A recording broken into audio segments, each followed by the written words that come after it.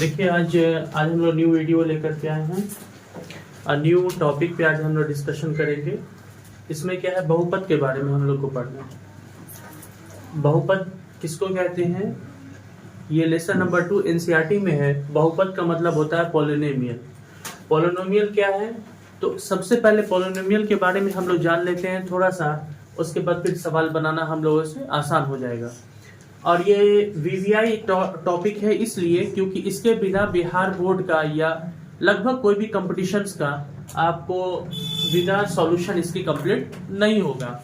अभी मैंने कल भी बताया था कि अभी आप 10th का एग्जामिनेशन दे रहे हैं या उसके बाद अदर कंपटीशन देंगे, डिप्लोमा वगैरह इंजीनियरिंग का जो पॉलिटेक्निक वगैरह का एग्जामिनेशन होता है या अलीगढ़ जामिया वगैरह होता है या नवोदय वगैरह का होता है, सब में इस टाइप का क्वेश्चन पूछता है। अगर आपको कहीं पे डाउट्स भी है तो आप पिछला प्रीवियस ईयर का क्वेश्चन भी आप देख सकते हैं कि ये अल्फा बीटा का यूटिलाइजेशन कर करके sum of zero sum of multiple निकाल करके या द्विघात बहुपद का गुणनखंड करके कैसे हम लोग इसको सॉल्व करेंगे। तो सबसे पहले थोड़ा सा हिंट हम देख लें कि पॉलिनोमियल के बारे में कि पॉलिनोमियल क्या है, किसे कहते हैं। एक्चुअल में आप यहाँ पे बहुत सारे बच्चे हैं इनको पहले से पता है, मगर जिन बच्चों की तैयारी अच्छे से नहीं हुई है तो वो एक बार यहाँ पे ध्यान दे दीजिए। जैसे ax² plus bx plus c equal to 0, ये कंडीशन होता है, यही होता है बहुपद का कंडीशन। ये क्या चीज का है, इंग्लिश में इसको बोलते हैं पॉलिनोमियल, और इसमें अगर हम लोग बात करेंगे तो इसमें कहते हैं बहुपद। ठीक है, ये बहुपद है क्या, बहुपद मतलब एक ऐसा पद जिसको दो खंड, जिसका पावर स्क्वायरिंग से शुरू होता है। अगर किसी में ये टर्म अगर नहीं है तो इसका मतलब वो बहुपद के टर्म में नहीं आ पाएगा। तो ये ax² plus bx plus c ये है क्या, जैसे जस्ट लाइक आपके सामने एक क्वेश्चन है, अगर हम इसी को यहाँ पर दिखा दें कैसे ax² 2x माइनस 8 बराबर 0। आप ये देखिए कि कोई भी नंबर बाबू यहाँ पे छुपा हुआ नहीं है, आपको दिख नहीं रहा है। इसका मतलब जब कुछ भी ना होता है तो 1 छुपा हुआ रहता है हमेशा, हर एक नंबर में जिसमें कुछ भी नहीं दिया हुआ है। इसका मतलब ये समझेंगे कि उसमें 1 लिखा हुआ है, इसका मतलब यहाँ पे 1 पहले से मौजूद है। तो ये 1 जो हो गया ये a के लिए हो गया, किस चीज के लिए, a के लिए, मतलब ये a इक्वल टू हो गया 1। और अगर यहाँ पे रहेगा तो इसका मतलब ये क्या हो गया, b का टर्म हो गया, तो b बराबर हो गया -2। और अगर c हो गया तो c इज क्या है, कांस्टेंट वैल्यू, मतलब स्वतंत्र रूप से इसमें कोई भी x का वैल्यू एडेड, x का पार्ट इसमें नहीं रहता है, ये हमेशा स्वतंत्र रहता है, मतलब कांस्टेंट रहता है। तो c इक्वल टू हो गया -8। तो ये इस टर्म पे अगर हम लोग ऐसे देखेंगे तो इसका मतलब ये क्या है, बहुपद पे फिट हो रहा है। अगर कोई एक भी टर्म इसमें से या x² वाला टर्म अगर हट जाता तो ये बहुपद के टर्म में नहीं आ पाता। तो इसका मतलब पहला क्वेश्चन हो गया, दूसरा क्वेश्चन हो गया, ये दोनों मेरा इस पे क्या है, बैठ रहा है, यानी ये बहुपद पे है। इसको बनाने का सबसे अच्छा तरीका क्या है, इसको बनाने के लिए 4-5 मेथड यूज करते हैं, मगर जहां ये जो सवाल है जिसमें इस चीज का यूज करना है, बस इसमें सबसे अच्छा तरीका, सबसे आसान तरीका, हम a प्लस b पे भी तोड़ सकते हैं, इसको स्क्वायरिंग पे भी ला करके भी तोड़ सकते हैं, जिसको मूल्स पे भी ला सकते हैं, या इस पे विवेचक का यूज कर भी सकते हैं, डिफरेंस का यूज कर सकते हैं, रियल रूट्स का यूज कर करके हम बना सकते हैं। तो हमको सबसे अच्छा है बनाने का तरीका कि जोड़ने घटाने पर बीच वाला और मल्टीप्लाई करने पे साइड वाला आना चाहिए। यही ना पढ़ते हैं हम लोग, जनरली तुरंत बन जाता है हम लोगों से। लगभग सारे लोग जो मैथमेटिकल का कंसेप्ट है, यही 2-3 कंसेप्ट के अकॉर्डिंग क्या करते हैं, इस टाइप के क्वेश्चन को हम लोग सॉल्व करते हैं। सब लोग, पूरी दुनिया में जितने भी मैथमेटिशियंस हैं, सबका लोग ऐसे ही सॉल्व करते हैं कि जोड़ने घटाने पर बीच वाला, मल्टीप्लाई करने पर साइड वाला। साइड वाला जनरली बहुत सारे बच्चों को ये दिक्कत हो जाती है कि साइड कहने का मतलब सिर्फ एक साइड को लेते हैं, नहीं, इस साइड में भी जो नंबर है ये दोनों का मल्टीपल, ये दोनों का मल्टीपल अगर हम लोग करेंगे तो दिस इज कॉल्ड, इसी को हम लोग क्या कहेंगे, साइड वाला नंबर। अब इसमें तो कुछ नहीं, मान ली 8 को 1 से किया तो 8 ही आ गया, मगर अगर यही चीज यहाँ पर 2 रहता तो 8 2 जा 16, मतलब 16। अब हमको यह डिसाइड करना है कि जोड़ने घटाने पर बीच वाला आना चाहिए और गुना करने पर साइड वाला। कोई 2 नंबर चेंज नहीं, उसी 2 नंबर को मल्टीप्लाई करने पर आपको क्या आना चाहिए, सेम आना चाहिए। अगर यहाँ पे मेरा 2x है तो कौन ऐसा टर्म हम लोग एग्जिस्ट करेंगे, यहाँ पर जोड़ने घटाने पर 2x तो आएगा 4x माइनस, अब यहां पर करेंगे 4x माइनस में दे देंगे, अब प्लस 2x। तो इस टाइप से अगर हम लोग लिख देंगे प्लस 2x तो बराबर क्या हो जाएगा, मेरा यह टर्म एग्जिस्ट करने लगेगा। यानी 4x में से 2x घटेगा तो 2x और 4 दूना 8। ये हो गया जोड़ने घटाने पर, जिसको मिड टर्म स्प्लिट करके भी हम लोग बनाते हैं, इंग्लिश में बोलेंगे और हिंदी में बोलते हैं जोड़ने घटाने पर बीच वाला गुना। इसी तरीके से देखिए यहाँ पे अभी जैसे एक क्वेश्चन है, इसको हम लोग सॉल्व करते हैं विथ एक्सप्लेनेशन। अगर 1 मार्क्स में पूछेगा तो क्वेश्चन को कैसे सॉल्व करेंगे, और 2 मार्क्स में अगर पूछता है तब क्वेश्चन को हम लोग कैसे सॉल्व करेंगे, दोनों तरीके से। क्योंकि 1 मार्क्स में भी आपको क्वेश्चन आता है और 2 मार्क्स में भी आपका क्वेश्चन आता है, किस टाइप से हमको सॉल्व करना है। तो फर्स्ट ऑफ ऑल हम लोग देखते हैं, पहला को हम लोग सॉल्व कर देखते हैं 1 मार्क्स के लिए। अगर हमको निकालना है कितना 1 मार्क्स के लिए, कैरी 1 मार्क्स अगर हम लोग करते हैं तब कैसे हो जाएगा। तो इसके लिए 1 मार्क्स के लिए आपके सामने है x² minus 2x minus 8 equal to, क्योंकि बहुपद में शून्य ज्ञात करना है तो बराबर 0 देना पड़ेगा, क्योंकि इसका फॉर्मूला ही आप जानते हैं कैसे होता है, ax² plus bx plus c is equal to 0। तो कैरी 1 मार्क्स के लिए हमको सॉल्व करना होगा, तो उसके लिए हम लोग क्या करना है, 2 टर्म हमको निकालना है ऐसा जिसको जोड़े घटाए तो बीच वाला आ जाए और मल्टीप्लाई करने पर क्यों कौन सा आ जाए, साइड वाला आ जाए। तो आपके सामने है x², यहां पर लिखेंगे 4x plus 2x minus 8 equal to 0। अब यहाँ पे मेरा 2 टर्म एग्जिस्ट कर रहा है, 2 टर्म आ गया, मिड टर्म का एक्सपेक्ट कर रहे हैं हम लोग कि 4x में से 2x घटेगा तो 2x और 4 2 जा 8। ठीक है, मतलब जोड़ने घटाने पर समझ में आ रहा है। अगर समझ में आया कि अगर हम क्या करेंगे कि ये 4x को अगर 2x में से हम लोग क्या कर देते हैं, घटा देते हैं, प्लस माइनस क्या होगा, माइनस 4 में से 2 गया 2 और 4 दूना क्या हो जाएगा 8। जैसे आप जानते भी हैं, इसको याद रखना पड़ता है हमेशा, प्लस प्लस क्या होता है प्लस, माइनस माइनस क्या होता है प्लस, प्लस माइनस क्या हो जाएगा माइनस प्लस माइनस, इसी तरीके से प्लस माइनस क्या हो जाएगा माइनस। और इसके साथ सबसे इंपॉर्टेंट एक चीज और आता है कि प्लस को अगर उधर ले जाएगा तो माइनस, माइनस को उधर ले जाएगा तो प्लस, और प्लस अगर इंटू डिवाइड को उस तरफ ले जाएगा तो क्या हो जाएगा इंटू, और इंटू को उस तरफ ले जाएगा तो क्या हो जाएगा डिवाइड। ये आपका वेरी इंपॉर्टेंट पार्ट है, इसको हमेशा आपको याद रखना है। तब जब तक आप मैथमेटिक्स बनाते रहेंगे जिंदगी भर, यानी तब तक आपको याद करना है, जब आप बूढ़े भी हो जा रहे हैं तब तक भी आपको क्या करना पड़ेगा, मैथमेटिक्स पढ़ना है। तो ये सारी चीज आपको याद होना चाहिए। अगर नहीं याद होगा तो फिर आपको ये चीज बनाना बहुत मुश्किल हो जाएगा। तो अभी हम लोग देखेंगे यहाँ पे कि मैंने 2 टर्म 2x था, यानी 4x में से 2x घटाया तो मेरा कितना पार्ट आया 2x, और 4 दूना कितना होगा 8। तो ये चीज आपको हमेशा याद रखना होगा, दिमाग में सोच करके बैठाना होगा कि 2 टर्म में अगर हमको याद करना है, किसी में भी जुड़ेगा किसी में घटेगा, जोड़ने या घटाने पर बीच वाला आना चाहिए, और गुना करने पर उसी दोनों नंबर को गुना करने पर कौन आना चाहिए, साइड वाला आना चाहिए। तो अब यहाँ पे हम लोग देख रहे हैं कि 2 टर्म का पार्ट कर देंगे तो एक टर्म मेरा एक यहाँ से यहाँ तक क्या गया और एक यहाँ, कॉमन लेने में हमको आसानी हो जाएगी।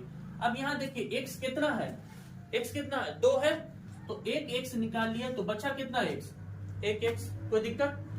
अब इसमें से भी एक यहाँ x है और यहाँ 4 है, x हमको कॉमन लेना है तो बचेगा क्या 4। अब यहाँ पर 2 है, इन दोनों में से कुछ नहीं कॉमन हो रहा, क्यों, क्योंकि यहाँ पर हम लोग देख रहे हैं कि x इसमें है मगर x इसमें नहीं है, तो सिर्फ कॉमन क्या हो रहा है 2 कॉमन हो रहा है। क्या है कि यहाँ पे हम लोग को थोड़ा सा समझ में आना चाहिए, 4 into 2 हो गया, कितना हो गया 4 into 2, यानी 4 दूना 8 लिख सकते हैं। अगर इसमें भी 2 है इसमें भी है, दोनों में से 2 को बाहर निकाल लीजिए तो अंदर में क्या बचेगा 4, और ये दोनों ब्रैकेट हमेशा सेम होना चाहिए, तो मेरा हो जाएगा x माइनस 4। ठीक है, अब बराबर 0। अब ये देख रहे हैं कि दोनों ब्रैकेट सेम है। फैक्टराइजेशन का रूल होता है कि दोनों ब्रैकेट जब फैक्टर होने के बाद टूटे तो दोनों का दोनों सेम होना चाहिए। अगर आपका सेम नहीं है तो इसका मतलब आपका कॉन्सेप्ट ही गलत है, आंसर आपका करेक्ट नहीं आ पाएगा। तो यहाँ पर हम लोग का दोनों बराबर आ गया, ये सही है। एक ये दोनों के बाहर कौन नंबर था, इधर x था इधर 2 था, एक ब्रैकेट में, और यहाँ लिख देंगे x माइनस 4 एक ब्रैकेट में। अब ये +2 एक बार में लिखेंगे, x + 2 बराबर 0, x माइनस 4 बराबर 0। ये +2 उस तरफ गया तो -2, और ये -4 उस तरफ जाएगा तो +2। आप नेक्स्ट क्वेश्चन पे हम लोग ध्यान देते हैं। नेक्स्ट क्वेश्चन आपका है जैसे ये वाला क्वेश्चन, इसके लिए हम लोग क्या करेंगे, सेम कंसेप्ट यूज करेंगे। 6x² - 3 - 7 = 0। अब ये देखिए ये थोड़ा सा ट्रिपिकल क्वेश्चन दे दिया, ये उल्टा दे दिया क्या चीज कि 7x को साइड में कर दिया है और 3 को बीच में, उससे कोई दिक्कत नहीं है। हमको अगर करना है तो हम सीधा भी कर करके इसको लिख सकते हैं, सिर्फ वैल्यू माइनस का जो साइन है वो चेंज आप नहीं करिएगा। तो माइनस में 7x है तो माइनस में 7x, और 3 जो है वो माइनस में, तो यही हो जाएगा अपनी जगह पे। इसको बिल्कुल स्टेटमेंट के तौर पे लिख दिए, ठीक है। अब आपके सामने दो यहाँ पे क्वेश्चन आ गया कि जोड़ने घटाने पर बीच वाला चाहिए, मल्टीप्लाई करने पर साइड वाला। तो साइड वाला कौन? ये दोनों साइड। कौन साइड वाला? ये इधर 6 है और इधर 3 है, तो 6 3 सा कितना हो जाएगा? 18, 18, 6 3 के 18, यानी जोड़ने घटाने पर हमको 7 आना चाहिए और मल्टीप्लाई करने पर हमको कितना आना चाहिए? 18 आना चाहिए। अब हमको देखना पड़ेगा कि कैसे करते हैं। तो आप लोग को पता ही है कैसे करेंगे। कैसे करेंगे, किस टाइप से करेंगे कि 6x² मतलब 9x प्लस 2x माइनस 3 बराबर 0। तो यहां देखने के बाद कैसे है, अगर हम ऐसा क्या कर सकते हैं, या स्टेटमेंट कर सकते हैं, इस टाइप से कर सकते हैं। तो यहां देख रहे हैं हम लोग कि 9x में से 2x घटेगा तो कितना आ जाएगा? 7x आ जाएगा। 9 में से 2 जाएगा तो 7 और 9 2 जा कितना हो जाएगा? 18। तो बाबू इन दोनों को मल्टीप्लाई कर करके अगर हम देखते हैं 6 3 को मल्टीप्लाई करेंगे तो 18, और अगर हमको 7 को लिख सकते हैं तो हम लोग लिख सकते हैं 9x माइनस 2x इस टाइप से। अगर ये प्लस में कर दे क्योंकि हमको माइनस में वैल्यू लाना है, तो ये माइनस में, ये प्लस में। तो हम लोग ये देख रहे हैं क्या चीज कि 6 3 के 18, और यहाँ पर देख रहे हैं कि माइनस 7x है, तो 9x में से 2x घटेगा तो 7x, और इन दोनों को मल्टीप्लाई करेंगे तो प्लस माइनस माइनस, और मेरा क्योंकि यहाँ पर 3 क्या चीज में है? इसमें है, यानी ये भी मेरा क्या है? 18। समझ में आई बात? तो हम इस टाइप से भी नंबर का यूज कर सकते हैं। तो आपके सामने है यहाँ पे। अब यहाँ पे एक लाइन और बढ़ जाते हैं थोड़ी देर के लिए समझने के लिए, ऐसे ये लिखना जरूरी नहीं है मगर फिर भी समझाने के लिए। इस 6x² को लिख सकते हैं 3x और 2x लिख सकते हैं।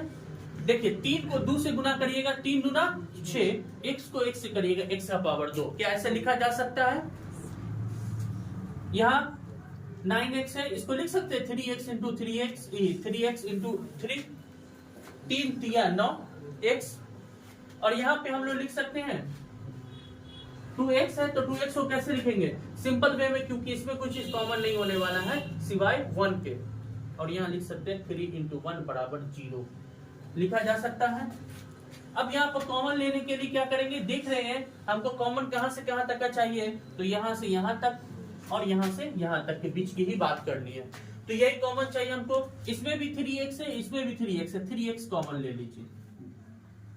यहाँ बचा 2x, यहाँ बचा 3, और इन दोनों में से कुछ भी कॉमन नहीं है सिवाय 1 के। क्यों? क्योंकि 2 के टेबल में ना 3, ना 3 के टेबल में 2, ना यहाँ x है तो यहाँ x नहीं है, इसलिए सिवाय 1 के कुछ भी कॉमन नहीं हो रहा है।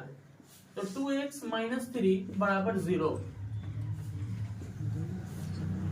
3x प्लस 1 एक ब्रैकेट में, 2x माइनस 3 एक ब्रैकेट में बराबर 0। अब यहाँ लिखना है 3x प्लस 1 बराबर 0, और यहाँ 2x माइनस 3 बराबर 0। 3x ये प्लस 1 उधर जाएगा तो minus 1, x is equal to minus 1/3, एक आंसर। और 2x इधर जाएगा तो 3, और x बराबर हो जाएगा आपका 3/2। आपका यहीं पे आंसर कंप्लीट हो गया। मगर क्योंकि इसमें कह रहा है क्या चीज की जांच के लिए भी, तो सेम प्रोसेस हम लोग यूज करेंगे। सेम प्रोसेस कैसे यूज करेंगे? तो जांच के लिए इसी के बाद हम लोग स्टेटमेंट यहाँ पे आ जाते हैं। इसके लिए कैसे करेंगे? तो यहाँ पे अभी हम लोग को जांच करने के लिए बताए थे हमने कैसे प्रोसेस, जस्ट पिछला क्वेश्चन में ही। तो पहले हम लोग लिखेंगे शून्यकों का जोड़, शून्यकों का जोड़। इसके लिए क्या होगा? Alpha plus beta.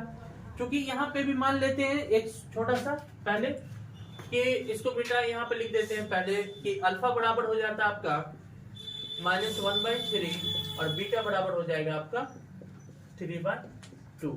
ये हम लोग जांच के लिए प्रोसेस है। तो जांच के लिए प्रोसेस इसी टाइप से। शून्यकों का जोड़, तो अल्फा प्लस बीटा, अल्फा कितना है -1/3 और बीटा कितना है 3/2।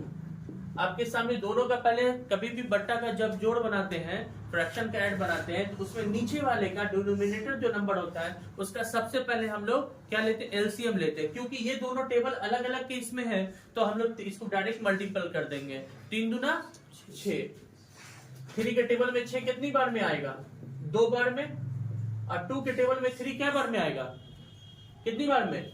3 बार में, तो ऊपर में कितना है 3 पहले से है और 3 ये वाला, तो -2 3 3 9 बट्टा 6, 9 में से 2 जाएगा तो कितना बचा 7/6। ये आ गया मेरा क्या होगा शून्यकों का जोड़। अब निकालना है शून्यकों का गुणनफल। गुणनफल निकालने के लिए मल्टीपल कर देंगे शून्यकों का गुणनफल बराबर अल्फा इंटू बीटा। अल्फा कितना है बाबू, देखिए -1/3 इंटू बीटा कितना है 3/2, 3 से 3 कट गया, -1/2 आपका क्या हो जाएगा आंसर आ जाएगा। यानी ये अल्फा बीटा निकला, अल्फा प्लस बीटा निकला और ये अल्फा इंटू बीटा निकल गया। अब इसको हम लोग देखेंगे कि अगर अब सवाल में अगर आपको दे दे सिर्फ यही 2 नंबर दे दे, कहे कि ये शून्यकों का जोड़ है, ये शून्यकों का गुणनफल है, तो बताइए ऐसा स्टेटमेंट कैसे बनेगा। तो उसके लिए भी तरीका है, अभी जस्ट हम इसके बाद उस चीज को देखेंगे।